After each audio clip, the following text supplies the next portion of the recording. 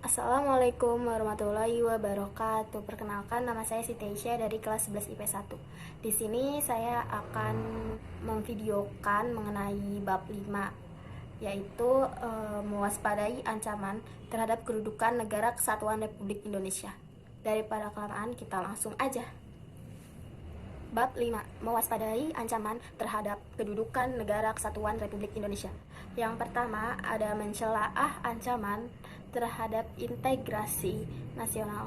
Dalam membangun integrasi nasional, bangsa Indonesia selalu dihadapkan ATHG, yaitu A-nya ancaman. Merupakan suatu hal atau usaha yang bersifat mengubah atau merombak. T-nya tantangan. Merupakan suatu hal atau usaha yang bertujuan atau bersifat menggugah kemampuan. Haknya itu ada hambatan. Merupakan suatu hal atau usaha berasal dari diri sendiri yang bertujuan melemahkan atau menghalangi secara tidak konsesional.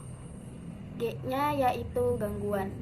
Usaha dari luar yang bertujuan melemahkan atau menghalangi secara tidak konsesional. Ancaman bagi integrasi nasional tersebut datang dari dalam ataupun dari luar dalam berbagai dimensi kehidupan seperti ideologi, politik, sosial budaya, serta pertahanan dan keamanan. Yang pertama, ancaman di bidang ideologi.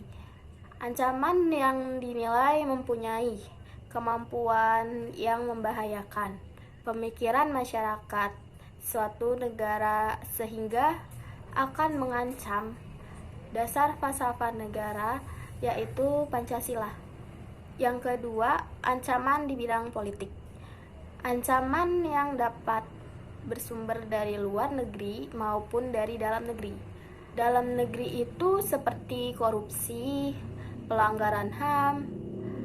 Kalau luar negeri itu seperti terorisme, spionasme, atau negara lain yang ikut campur masalah internal di Indonesia.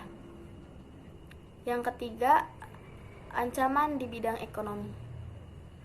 Setiap usaha dan kegiatan dari luar atau dari dalam yang dinilai mengancam dan membahayakan keamanan finansial serta pertumbuhan ekonomi internal seperti inflasi, pengangguran, kebijakan ekonomi pemerintah yang buruk. Eksternal seperti gagal bersaing dalam era globalisasi dan pasar bebas.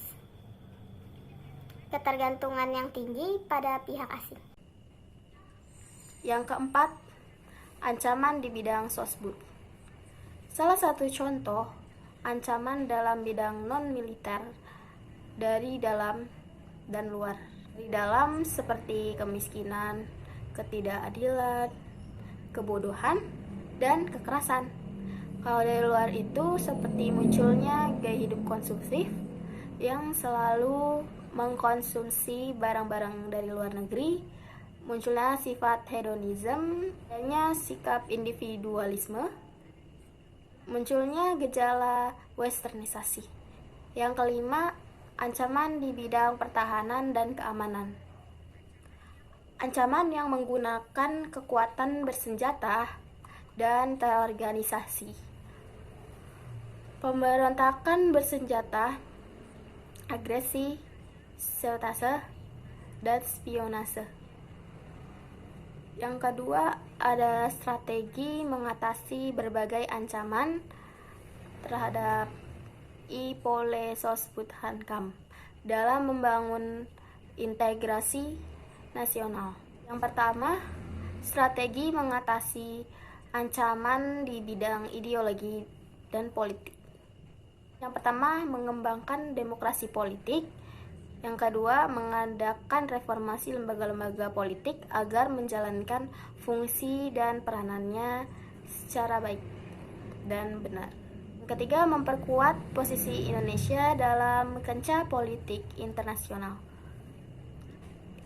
Yang kedua, ada strategi mengatasi ancaman di bidang ekonomi. Yang pertama, sistem ekonomi dikembangkan untuk memperkuat produksi domestik bagi pasar dalam negeri sehingga memperkuat perekonomian rakyat. Kedua, pertanian seharusnya menjadi prioritas utama karena mayoritas pendudukan Indonesia bermata pencarian sebagai petani. Ketiga, strategi mengatasi ancaman di bidang sosbud. Yang pertama, membuat kebijakan wajib belajar 12 tahun. Yang kedua, menggunakan produk-produk dalam negeri. Yang ketiga, menyaring kebudayaan yang masuk ke Indonesia. Yang keempat, strategi mengatasi ancaman pertahanan dan keamanan. Yang pertama ada memperkuat pertahanan antar rakyat. Yang kedua, tidak memecah belah bangsa sendiri. Yang ketiga, senantiasa hidup rukun. Keempat, menjaga lingkungan secara bersama-sama. Sekian video dari saya. Saya minta maaf bila ada salah-salah kata. Wassalamualaikum warahmatullahi wabarakatuh.